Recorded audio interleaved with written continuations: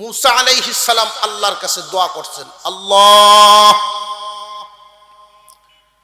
জান্নাতের ভিতরে আমি কি একলা থাকবো না আমার কোনো সাথী সঙ্গী থাকবে?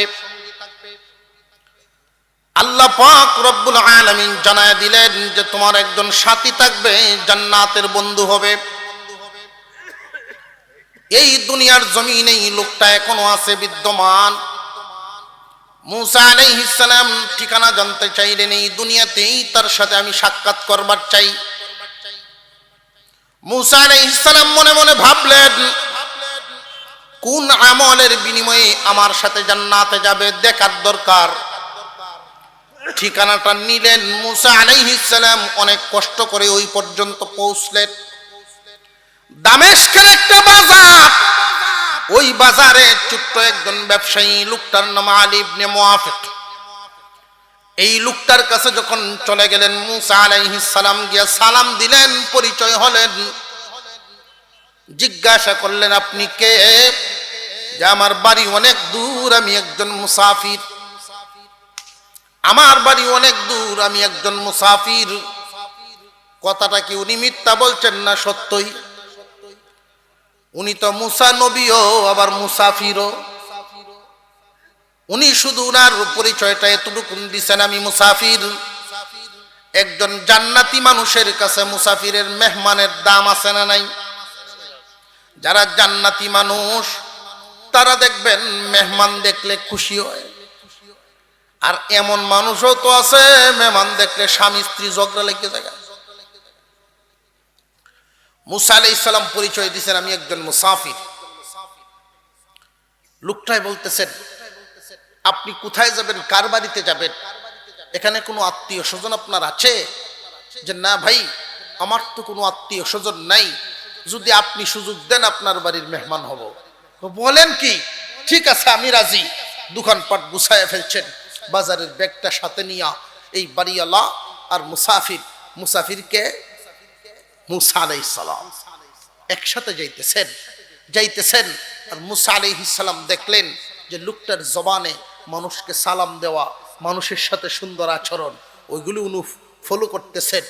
বাড়ি পর্যন্ত গেলেন, বাড়িতে গিয়া ডাকতেছেন, বিবি নেও ব্যাগটা, নেও ব্যাগটা ধরো, বাজারের ব্যাগটা।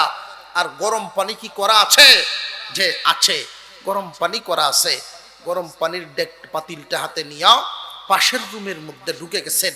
পাশের রুমটাতে একজন কঙ্কালসার বয়সের ভারে বৃদ্ধ হয়ে একদম শুকায় গেছেন। তার মা চোখেও দেখে না, অন্ধ মানুষ, বিছানায় পেশাব পায়খানা করে, সারাদিন ব্যবসা করে এসে নিজেই পেশাব পায়খানা সাফ করেন, গোসল করাইয়া পরিষ্কার করে কাপড় পরাইয়া বসায় রাখেন। মুসা আলাইহিস সালাম বললেন, ভাই সারাদিন কষ্ট করে আসছেন, এই কাজটা তো আপনার বিবিকে দিয়েও করাইতে পারে। ওই লোকটায় জবাব দিলেন, আমার বিবিকে দিয়ে যদি করাই, একদিন, 2 দিন, 3 দিন, এইভাবে সর্বোচ্চ না 1 সপ্তাহ করলো, 8ম দিনেই আমার বিবির একটু বিরক্তির ভাব আসতে পারে। আর বিরক্তির ভাব আসলে কপালের চামড়া খুশ করে বিরক্তির আওয়াজে আমার মার সাথে কথা বলবে যে এখনো কেন মরে না, এরকম একটা ভাবসাব দিয়ে কথা বলবো, তখন আমার মা কষ্ট পাইতে পারে। সুতরাং আমার মা আমার পেশাব পায়খানা বহুদিন সাফ করেছেন, সুতরাং আমিও তো এর একটা বদলা দিবার চাই। আমার বিবিকে দিয়ে কেন করাইব, এই জন্য আমি নিজের হাতেই সাফ করি। মুসা আলাইহিস সালাম দেখতেছেন যুবককে কাজ করতেছেন, পরিষ্কার পরিচ্ছন্ন করে কাপড় চোপড় পরায়া যখন বিছানা বিছায়া বসাইছেন, পাক শাক হয়ে গেছে। স্বামী গিয়া প্লেট টানলেন, বিবির হাত থেকে নিজের হাতে খানা খাওয়াইয়া ছোট্ট একটা শিশুকে যেইভাবে উঠায়া লুকমা মুখে উঠায়া খাওয়ায়, এই যুবক তার মাকে মুখে উঠায় খাবার খাওয়ায়া দিল। খানা খাওয়া শেষ, মহিলায় বলতেছেন, বাবারে কিবলামুখী করে দে, তোর জন্য একটু দোয়া করব। কিবলামুখী করে দেওয়া হলো। এই মহিলায় 2টা হাত উপরের দিকে উঠায় বলে, আল্লাহ আমি আমার সন্তানের প্রতি খুশি হয়ে গেলাম, তুমিও খুশি হইয়া যাও। আমার সন্তানের প্রতি আমি খুশি, তুমিও খুশি হয়ে যাও। আমার সন্তানকে দুইটা নিয়ামত দিবা, দুইটা নিয়ামত দুনিয়ার জমিনে দিবা এমন বরকত যেন কোনোদিন কারোর কাছে হাত পাতা না লাগে। আর দুনিয়ার জমিন থেকে যখন বিদায় হয়ে যাবে, কিয়ামতের দিন আমার এই সন্তানকে মুসা নবীর সাথে জান্নাতে দিয়ে দিও। মুসা আলাইহিস সালাম নিজেও দোয়ায় শামিল হলেন। দোয়া শেষ হওয়ার পরে জিজ্ঞাসা করতেছেন, যুবক রে, তোমার মা কি তোমার জন্য প্রায় সময় দোয়া করেন নাকি? হ্যাঁ, আমার মা প্রায় সময় এই দোয়া আমার জন্য করেন। একটা দোয়ার রেজাল্ট তো পেয়েই গেছি। কি পাইছেন? যে আমি ব্যবসায় যেদিন লাভ করতে পারি, এই দিন আল্লাহ যেইভাবে চালান, যেই দিন লাভ করতে পারি না এর চাইতে আরো সুন্দরে আল্লাহ পাক চালান। এমন অভাব কোনোদিন হয় না যেই অভাব হইলে মানুষের কাছে হাত পাতা লাগবে। জানি না কিয়ামতের দিন আল্লাহ পাক রব্বুল আলামিন কি মুসা নবীর সাথে সাক্ষাৎ করাবেন কিনা। মুসা আলাইহিস সালাম দুইটা হাত বাড়ায় দিয়ে বলেন, যুবক আসো, আমার বুকে আসো। আল্লাহ রব্বুল আলামিন তোমার মার দ্বিতীয় দোয়াও কবুল করেছেন।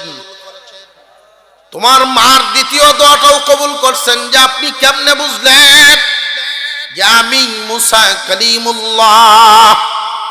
আল্লাহ পাক জানাইছেন, কিয়ামতের দিন তুমি আমার জান্নাতের সাথী হইবা। মা বাবার দোয়ার দরকার আছে না নাই? মা বাবা হলো দুয়ার সিন্ধুক, বরকতের সিন্ধুক ঘরের ভিতরে আছে। অনেক মানুষ এই নিয়ামত বুঝে না। মা বাবারে কষ্ট দিয়া বুজুর্গানে দিন, ওলিয়া উলিয়া, গাউস কুতুব যারে গিয়া মোটা অঙ্কের হাদিয়া দিয়া দোয়া করান, কাজ হবে না। তামাম দুনিয়া ঘুরবেন, সফলতা পাবেন না। ব্যবসায় উন্নতি নেই, ব্যবসায় এলোমেলো। বিদেশের জন্য টাকা দিলেন, লাভ নেই। এই দুনিয়ার পেরেশানিতে পড়ে আছেন। পেরেশানি দূর করার জন্য বড় বড় পীর মাশায়েখের দরবারে গিয়া মোটা অঙ্কের হাদিয়া দিলেন, দোয়া চাইলেন। কসম করে বলতে পারি কোনো লাভ হবে না। দোয়ার সিন্ধুক তো আপনার গড়ে, এই সিন্ধুকে তালা লাগায়া দুনিয়া ঘুরলে লাভ নাই। জায়গা তোমার গড়ে। আল্লাহ পাক রব্বুল আলামিন বিধান করে দিয়েছেন আপনার আমার জন্য। আল্লাহ পাক বলেন, ইম্মা ইয়াবলুগান্না ইনদাকাল কিবারা, তাদের দুইজন অথবা দুজনের একজন যদি বার্ধক্যে পৌঁছে তুমি দেখো, তোমার জীবদ্দশায় যদি এদেরকে পাও, তাদের সেবা যত্ন করবা। এদেরকে খুশি করে কবরে দিতে পারলে আল্লাহ তোমাকে নিয়ামত দিবেন কয়টা? আরো জোরে। দুনিয়াতে তিনটা, আখিরাতে একটা। দুনিয়ার জীবনের নিয়ামতের তিনটার এক নাম্বারটা হলো বরকত। বরকত কি বেশি হওয়া না আল্লাহ পাক সম্মানে চালায় নেওয়া? 5 তলা বিল্ডিং এ ঘুমাইলেন, পেরেশানির শেষ নাই। বহুত মানুষ সুখ শান্তির মুখ দেখতে পারে না। ব্যাংক ভর্তি টাকা পাবেন, টাকার সাথে সুখের সম্পর্ক নয়। সুখের সম্পর্ক মনের সাথে। অনেক মানুষ আছে 5 তলা এসি রুমও ঘুমাইছে, এর ঘরে ঘুমে ধরে না। আর এমনও মানুষ আছে রেল লাইনও ঘুমাইছে, ইট হুইতান দেয়া, মাথার তলে ইট দিয়া ঘুমাইছে। তার নাক ডাকের যন্ত্রণার মশাই দাঁড়াইয়া না। শান্তির সম্পর্ক মনের সাথে। 2 নম্বর নিয়ামত, আল্লাহ পাক মাতা পিতার বাধ্য সন্তানের ছেলে মেয়েগুলো মানুষের মতো মানুষ বানায় দেবে। আপনি আপনার মা বাবার সাথে যেমন আচরণ করবেন, আপনার সন্তানগুলো আপনার সাথে এমন আচরণ করবে। আপনি যদি আপনার মা বাবার সাথে ভালো আচরণ করেন, আপনার সন্তানগুলো আপনার সাথে ভালো আচরণ করে। আজকাল বাংলাদেশে অনেক বৃদ্ধাশ্রম লক্ষ্য করে, একজন আলেম বৃদ্ধাশ্রমগুলো সফর করছে, সফর করে একটা প্রতিবেদন আমাদেরকে জানাইছে। গাজীপুরের একজন মৌলানা, উনি আমাকে বলছেন, হুজুর ঘুরলাম, ঘুরে ঘুরে জিজ্ঞাসা করেছি, আমি জিগাইলাম এই বৃদ্ধাশ্রমগুলোর মধ্যে এমন কি কেউ আছেন কোন আলেমের মা বাপ? এখানে কেউ নাই, কোন আলেমের মা বাপ সেখানে নেই। কোন হাফেজের মা বাপ আছেন? কেউ হাত তুলছে না। যে কোরআন শিখাইছেন, নামাজ শিখাইছেন, মাদ্রাসার বারান্দাটা শুধু হাঁটায় আনছেন, এইরকম কোন মা বাপ আছেন? এরকমও নেই। আছে কারা? মুসলমানের সমাজে বসবাস করে ইহুদি খ্রিস্টানের চলাফেরা করছে যারা, মুসলমানের সমাজে বসবাস করে ইহুদি খ্রিস্টানের মতো চলাফেরা করছে যারা, মুসলমানের কোলে জন্ম নিয়ে স্বপ্ন দেখতো ইহুদি খ্রিস্টানের স্বপ্ন, ওই সমস্ত মানুষদের শেষ ঠিকানা হয় ওইখানে। আর যে সমস্ত সন্তানেরা নিজের মা বাবার সাথে আচরণ করছে খারাপ, এদের শেষ ঠিকানাও হয় বৃদ্ধাশ্রম। জেনে রাখবেন, নিজের মা বাবার দোয়া যে কত দরকার, এই বুঝটা আমাদের অনেকেরই নেই।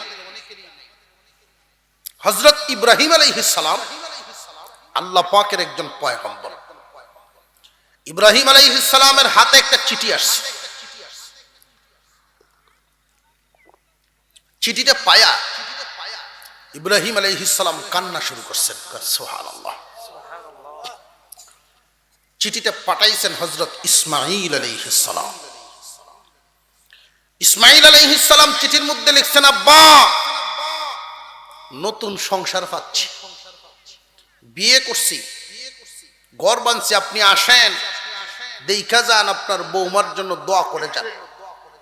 নতুন কিছু করলে আমরাও দোয়া দুরুস কিছু করাইনি না করাই না? নতুন দোকান দিছেন, দোয়া করাইনি না করাই না? জেনে রাখবেন, এই দোয়াটা সবচাইতে মূল্যবান দোয়া হবে আপনার মা বাবার দোয়া। যত বড় বুজুর্গ হইয়া নেন, মা বাবার দোয়াটার চাইতে ভারী হবে না। কথা বুঝে আসতেছে আমাদের? আপনি যদি মনে করেন আব্বা তো মূর্খ মানুষ, নমাজ ঠিক মতো পারে না, আব্বা মূর্খ মানুষ, হিসাব নিকাশই পারে না, আমার লাগি দোয়া কি করব? ভাইও, মা বাবা আর কিছু পারুক আর না পারুক, সন্তানের জন্য দোয়া করতে জানে। মুসলমান ইমানদার ভাইরা আমার, ইব্রাহিম আলাইহিস সালামের কানে খবর আসলো ইসমাইল যখন বিয়ে শাদী করেছেন, সংসার পেতেছেন, চিঠি পাঠাইছেন।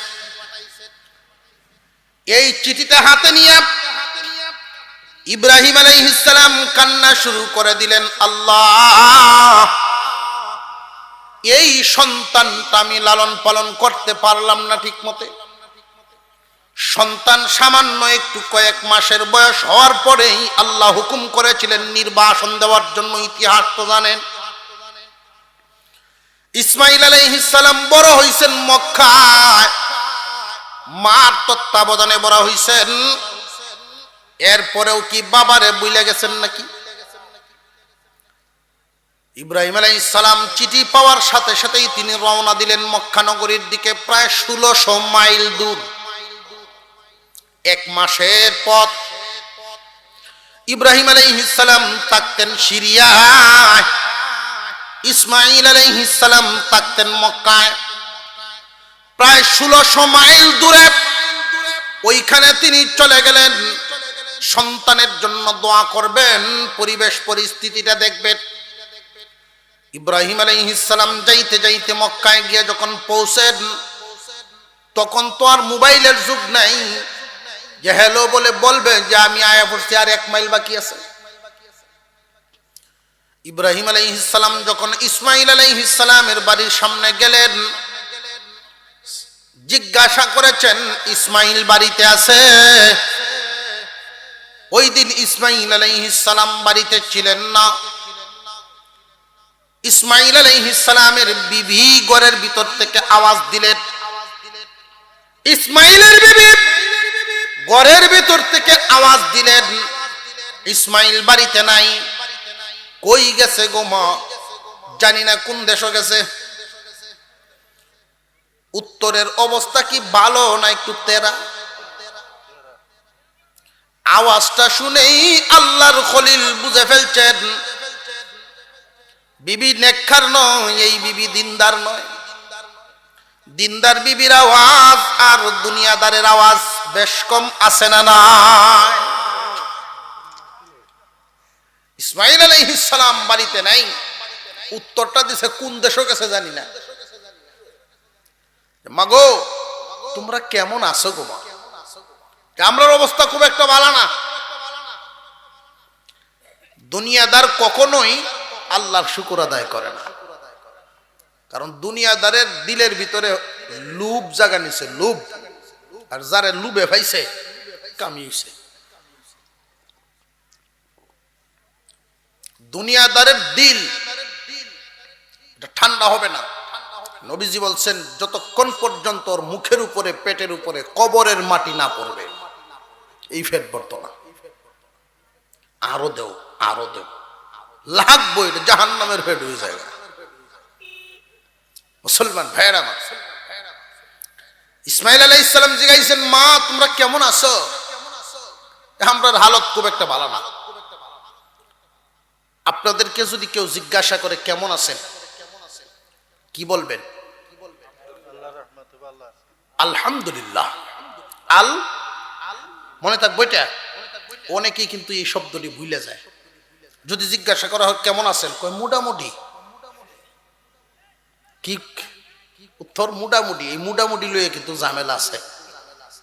আমার মসজিদে সাথে রাস্তা আছে, তো সকালবেলায় অনেকে হাঁটাচলা করে। তো সারা সপ্তাহের যে কারবার এটা তো মোটামুটি আমি গেলে শুনি যে হুজুর কিছু চলতেছে দিক দিয়ে। কি এই যে এমন ভাবে হাঁটে, এদের যে হাঁটাচলা শুরু হয় হুজুর সকালবেলায় স্বাস্থ্য ঠিক করার লাগি। সারা জিন্দিগি বড় ওয়াজ করবেন, ফজরের সমতারে ঘুম থেকে তুলতেও পারতেন না, নামাজও আনতে পারতেন না। ডাক্তারে যদি কয় যে আপনার ডায়াবেটিস, তেই দেখবেন সকালে উঠে হাঁটা শুরু করছে। আছে না নাই? নামাজ পড়তো না, সকালে আটবো ঠিকই। কেন? মরে যাবো মরার ভয়ে। প্রত্যেকদিন সকালে হাঁটাচলা শুরু হয়। তো আমি একদিন মসজিদে রইলাম রাত্রে, সকালে দেখি ফজরের পরে এমন সুরত শুরু হইছে, মনে হইতেছে যে সিরিয়াখানার প্রাণীরা নামতাছে। এক এক বাসা থেকে হাফ প্যান্ট বিন্দে বিন্দে এক বেড়া। তো এক মুডা রাস্তা দিয়ে আনে, তো আরেক সাইডে দিয়ে আরেকজন আরেক ফ্ল্যাটে থাকে, মহিলাও যাইতেছে। তো আর দুই বেড়া একজন একজনের জিগাইতেছে কেমন আছেন? বেটা কয় মোটামুটি। তো সাইডে দিয়ে আরেক মহিলা কয় এই মিয়া বাসা ঠিক করো, চরিত্রটা ঠিক করো। কয়টা কি আশ্চর্য ব্যাপার। আমি তারে উত্তর দিছি আপনার সাথে তো কোনো কথা নাই। কয় আমরা বুঝি না, তুমি কারে দে কারে মারছো আমরা বুঝি না। এবারটা মুডা আর আমি মুডি, তুমি এটা বুঝাইছ, তুমি এটা মোটামুটি কইছ, এটা লইয়া তো বিরাট দরবার। বেটায় কয় আমার জিন্দিগিতে এই মোটামুটি শব্দ আর কইতাম না, আমি আলহামদুলিল্লাহ করি।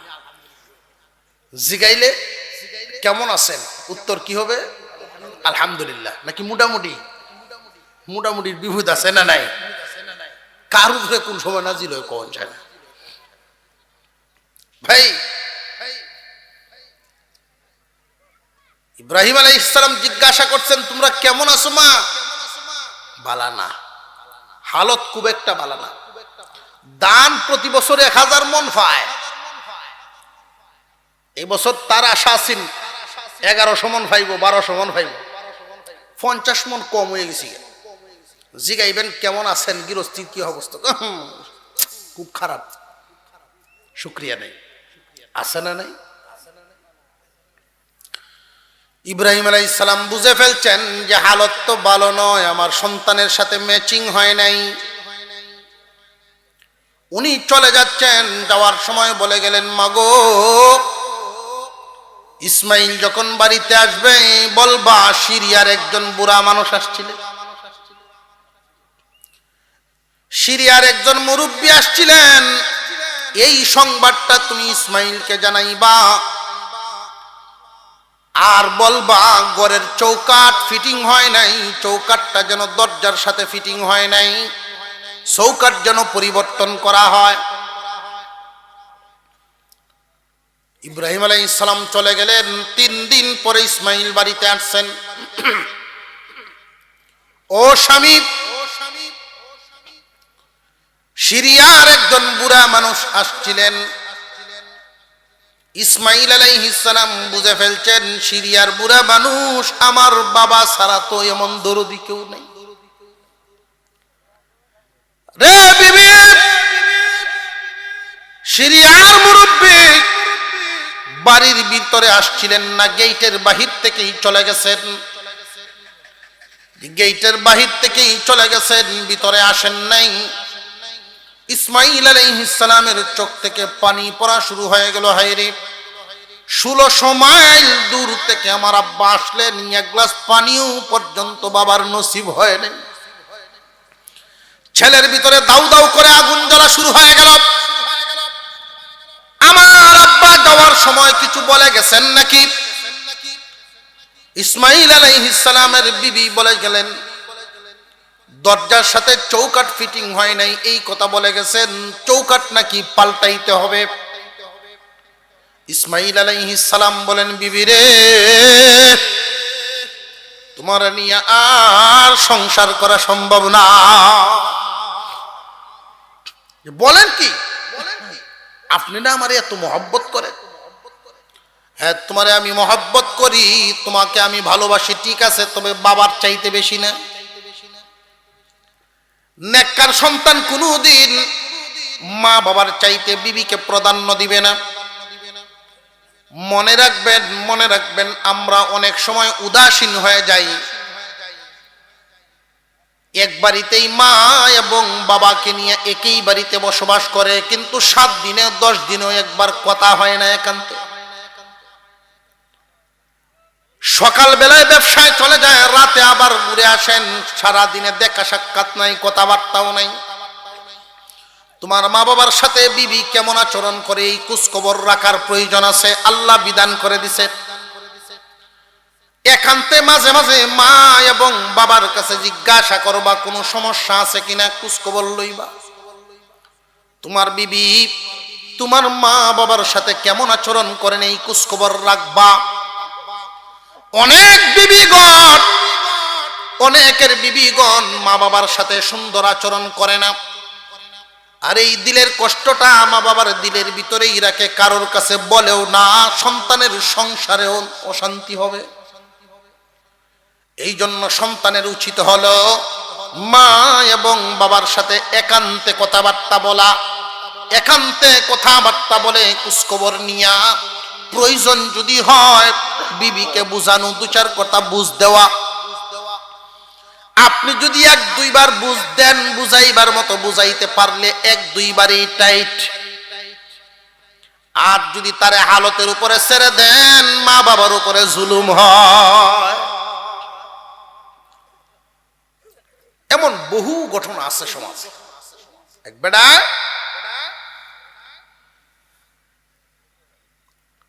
বুড়া হইছে, তো বৌমায় তারে বাদ দে, বাড়ি দে মাপিয়া, এক বাড়ি বাদ খাইলে বেড়ার পেট ভরে না। এই দুঃখ তো কেউ কাছে কইতেও পারে না। সংসারের কথা বাইরে কওয়া যায়, পেটও ভরে না, কেউ কাছে কইতেও পারে না। তো 15-16 বছরের একটা নাতি আছে তার। এই নাতিরে বলল, শোন, তোর মা যে আমার এইভাবে বাদ দেয়, আমার তোরে ভাই পেট ভরে না, কি করা? নাতি কয়, দাদা, যেই বাড়ি দে মাপিয়া দেয়, বাড়ি দে ভাঙ গেল। কি করতো? ভাঙ গেলাই তো। তোর আম্মা যেই রাগী মানুষ, পরে আমারে কি পরিমাণ গালি যে পারবো, ঠিক আছে তুমি বাঙ্গো, আওলা না লাগলে বা হইতো না। তো মুরব্বী করছেন কি, হাত থেকে ফেলায় বাটি ভেঙে লাইছে। তো বাটি যখন ভেঙে লাইছে, এই মহিলা তো উঠছে, FM রেডিও ছাড়ছে, সারাদিন কামও করে গালিগালাজও করে, কামও করে গালিগালাজ। হ্যাঁ, বুড়া মানুষ সারাটা দিন খালি এই ক্ষতি করব, কামাই করার তো এখন সমর্থ নাই, শুধু জিনিসপত্র ভাঙবো, বয়ে বয়ে খাইব। সন্ধ্যা সময় মুরব্বী মানুষ মনে মনে ভাবতেছেন, আচ্ছা যাক, ফোরের মেয়ে গাইল ফাটতেছে, ফাইরেলাম আমার ফুট পর্যন্ত না গেলিস। তো ফেতনাবাজ নারীরা ওরা দেখবেন, ঝগড়াটে নারী সন্ধ্যা পর্যন্ত নিজের মুখ, যতক্ষণ বেদনা না উঠছে এতক্ষণ পর্যন্ত নিজের মুখ চালাই, নিজের মুখ যখন বেতা উঠবো তখন এটা স্বামীর লেগে তুই দিন। সন্ধ্যা পর্যন্ত গালিগালাজ নিজে করিয়া তখন বন্ধ হচ্ছে, যাক আজগো আর কিছু কইলাম না, বাড়িতে আয়োগ। নিজে কিছু কইছে না, বাড়িতে আয়োগ। যেই সন্ধ্যা সময় উনি বাড়িতে আসছেন, হ্যাঁ আমি কালকে যাইতেছি বাড়িতে, যত জ্বালা সব আমার উপরে থইয়া তুমি কে কাজ কাম করো, যত জ্বালা সব তার উপরে তৈরি গেছে। কি হইছে কশুনি? তো অনেক ছেলেরা আছে দেখবেন, বিবি যদি বলে আমি যাই মুগে বাপের বাড়ি, তো হে আগে গিয়ে শ্বশুর বাড়ি বইতে হয়। আর এমন ছেলেও আছে যদি কয় আমি যাই মুগে বাপের বাড়ি, যে ব্যাগটা গুছাই দিই, কোন দিন যাইতে কম, তো হে নিউটাই দেখা যায় আমার বাই চলে না। কিছু কিছু জায়গা ভাই ঠিক করা লাগে, যদি ঠিক না করেন নিজের আগুনে নিজে ফুরবেন। ছেলে আসছে বাড়ি, এই কথা যখন বলা শুরু করছে, কি হইছে তোমার, কি হইছে কও শুনি, তোমার বাপে জিনিসপত্র ভাঙ্গিয়া রাখতেছে না। মনে করছে না জানি কি পরিমাণ ভাঙ্গা ভাঙছে, কিছু কইবা কিনা। তো ছেলেও গিয়ে বাপেরে বলতেছে, হ্যাঁ বুড়া হইলে মানুষ একটু সংযমী হওয়া লাগে, রাগ গুসা কমা লাগে, তুমি এত রাগ গুসা কেন লাগেন দেখাও, অমুক তোমার কইতাছে। নাতি হয়েছে যে বুদ্ধি দিছি, নাতি এক দাদা এই বাড়িটা কেন বাংলা, কি রে না তুই কইয়া দিলে, তুমি যে এটা বাংলা, এখন আমি মাফ কই ভাই, মুখ কি এর মাফ রে, বাপের জিগাইতেছে ওফুত কি এর মাফ কস, তোমরা যে মাফ পেয়ে দাদুরে বাদ দাও, দাদারে তোমরা যেদিন বুড়া বুড়ি হইবা এই মাপটা আমি ভাই মুখ। বাপ এনতে বাইরে আইছে, পাক ঘরে কয়ে তোর হুতে কি কয় শুনছস, বুড়া হইলে যদি ফেট বুড়ে খাইতে চাস মাফা মাফি বাদ দে। টাইট কিছু কিছু ক্ষেত্র আছে ভাই, টাইট করা লাগে। ছেলেরে 5 বছর বয়সের রাইকা বিবি মারা গেছে, তো মুরব্বী নিজে লালন পালন করছে সন্তানটাকে, এই সন্তানটাকে লালন পালন করিয়া বড় করছে। বড় করার পরে বিয়ে শাদী করাইলো, ব্যবসা বাণিজ্য দিয়া দিল। মুরব্বী মানুষ বুড়া অবস্থায় একদিন খানা খাইতে বসছে, বৌমার কাছে বলছে, বৌমা দই আছে গরো বা দুধ কলা কিছু আছে নাকি, কারণ বুড়া হয়ে গেলে মুখের রুচিও কমে যাবে। বৌমা বলতেছেন না আর কিছু নাই। উনি হাত ধুইয়া সুন্দর মতে খানা খায়া উনার রুমে গিয়ে শুয়ে পড়ছেন। ছেলে আসছে, ছেলে শুনছে পাশের রুম থেকে বসে বসে, বাধ্য সন্তান, মাতা পিতার আদর্শবান সন্তান। ছেলেটা মনে মনে আফসোস করতেছে, আব্বার জন্য যদি একালি কলা আনতাম, একটু গুড় রাখতাম করে, এক মুঠ ভাত বেশি খাইতে পারত। আর বুড়া অবস্থায় যদি এক মুষ্টি ভাত বেশি খাইতে পারে, শক্তি সামর্থ্য একটু ভালো থাকবো, সুস্থ থাকবো। যেই মাত্র স্বামী স্ত্রী একসাথে খানা খাইতে বসছে, খাবারের লাস্টে ফ্রিজ থেকে ইনটেক কুমিল্লার দই বের করছে। স্বামী জিজ্ঞাসা করতেছে, আব্বা না একটু আগে না চাইছিল তোমার কাছে দই, দিলা না কেন? যে দেখো এই দইটা তুমিও আনো নাই, আমিও আনি নাই, এটা আমার এক চাচা আসছেন ছোটবেলার থেকে, কুমিল্লার দই আমার বড় শখের, আর আমার শখের জিনিসটা আমি আমার প্রিয় মানুষটারে আগে খাওয়াইব। এই কথা যদি বউয়ের মুখে শুনে 60-70 ভাগ ফুলাফান মুমের মতো গলিয়া যেতে পারে না, আছে না নাই? আরে আমার বউ কইছেটা কি তা, মা বাপ 14 গোষ্ঠী ভুললে লাইব এই সময়। সব ছেলেরা বলবে না যে আমি আমার মনের মানুষটার আগে খাওয়াইমু এরপরে অন্যরা, এই জন্য না করছি। তুমি লো, ছেলে জবাব দিল, তুমি ভাবলা কিভাবে, কল্পনা করলা কিভাবে আমার বাবা যেই জিনিসটা খাইতে পারে না এমন জিনিস আমার মুখে দিব? তোমার কাছে আমি প্রিয় হয়ে গেছি, আমার বাবার সম্মান মূল্যায়ন কমে গেছে। আগামীকাল এই বাড়ি আমরা ছেড়ে দেব, বাড়িতে উঠবো, বাবার ব্যবসা ছেড়ে দিব, আরেক দোকানে গিয়ে চাকরি লইব, মাসিক বেতনটা তোমার হাতে দিব, বাসা ভাড়া দিবা, সংসার চালাইবা। তখন বুঝবা বাবার রেখে যাওয়া সম্পদের দাম কত। অনেক বৌমারা এটা টের পায় না, আন্দাজ করতে পারে না শ্বশুর শাশুড়ির রেখে যাওয়া সংসারটা কি পরিমাণ দামি, এটার মূল্যায়ন করতে জানে না। মুসলমান ইমানদার ভাইরা আমার, ইসমাইল আলাইহিস সালাম জানায় দিলেন, বিবি রে তোমাকে নিয়ে সংসার করা আমার পক্ষে সম্ভব হবে না। কেন গো স্বামী? আমার আব্বা তোমার প্রতি অসন্তুষ্ট হয়ে গেছেন, আমি সন্তুষ্ট থাকতে পারি না। বাবা যে বলেছেন চৌকাঠ পরিবর্তন করার জন্য, এটা তোমাকে বদলাইবার জন্য বলেছেন। ইসমাইল রে দরজার সাথে ফিটিং হয় নাই, মানে হলো তুমি আর আমি ফিটিং হই নাই, এই সংসার সুখের হবে না। যে বাবার কথায় কি তুমি আমারে ছাড়িয়া দিবা নাকি? তুমি কি বলো? তোমাকে আমি অবশ্যই ছাড়িয়া দিব, কারণ বিবি ছাড়লে বিবি পাওয়া যায়, বাবা ছাড়ার ব্যবস্থা নাই। না বাবা বদলানি যায়? বদলায় তো, শ্বশুর আব্বা বানাই লাইছে, আছে না নাই?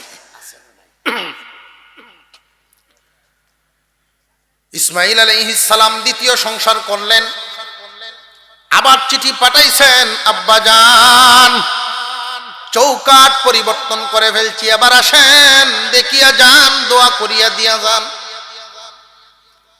যেই মাত্র এই চিঠিটা পাইছেন, চিঠি পায়া ইসমাইলের এই চিঠি পায়া বাবা কান্না শুরু করছে, আল্লাহর কাছে দোয়া করতেছেন, আল্লাহ কেমন সন্তান দিলা গো, হুকুম করতে দেরি হয়, পালন করতে দেরি করে না। কেমন সন্তান দিলা, হুকুম করতে দেরি হয়, কলিজার টুকরা বিবিরে ছাড়তে দেরি করে নাই। এমন সন্তানের জন্য মা বাবার দিলের ভিতর থেকে দোয়া আসবে না আসবে না? বাবা আবার রওনা দিলেন মক্কা নগরীতে। যখন গিয়া মক্কায় পৌঁছলেন, ওই দিনও ইসমাইল বাড়িতে ছিলেন না। গেটের সামন থেকে ডাক দিলেন, ইসমাইল, ভিতর থেকে আওয়াজ আসছে, ভিতরে আসেন। ডাক দিয়ে ভিতরে নিলেন, অনুমতি দিলেন, ভিতরে চলে গেলেন। সালাম দিয়া সেবা যত্ন শুরু করে দিলেন, গরম পানি করে দিলেন অজু করার জন্য, অজু সারলেন, হাত মুখ ধুইয়া বিছানায় গিয়া বসছেন। ওনার জন্য নাস্তার ব্যবস্থা করা হলো, নাস্তা করাইলেন, আলোচনা করতেছেন। ইব্রাহিম আলাইহিস সালাম জিজ্ঞাসা করলেন, মাগো তোমরা কেমন আছো? আলহামদুলিল্লাহ আব্বা, আমরা অনেক ভালো আছি, অনেক ভালো আছি। এই জমিনের নিচেই, এই জমিনের উপরে আমাদের চাইতে সুখী আর কেউ নাই। ইসমাইল আলাইহিস সালামের বিবির কথায় উনি খুশি হয়ে গেলেন। যে যত বড় হয় ব্যস্ততা তার বেশি হয়। মাগো আমি চলে যাব, আমার ইসমাইল বাড়িতে আসলে একটা সংবাদ কইও, বলবা দরজার সাথে চৌকাঠ ফিটিং হয়ে গেছে। এমন দরজার এমন চৌকাঠ যদি থাকে তাহলে ঘরের সৌন্দর্য বাড়ে। মাশাআল্লাহ, নারে তাকবীর, নারে তাকবীর। এমন দরজার এমন চৌকাঠ যদি থাকে ঘরের সৌন্দর্য বাড়ে।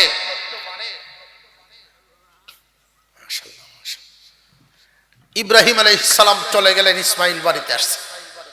আয়েশা যখন শুনছেন ওনার আব্বা আসছিলেন, শুধু প্রথমে জিজ্ঞাসা করলেন, তুমি অনুমতি কেমনে দিলা? আগের বিবি তো অনুমতি দেয় নাই, তুমি বুঝলা কেমনে যে উনি আমার বাবা? যে আপনার বাবা এটা বুঝে অনুমতি দেয় নাই। যখন ডাকটা দিছেন ইসমাইল,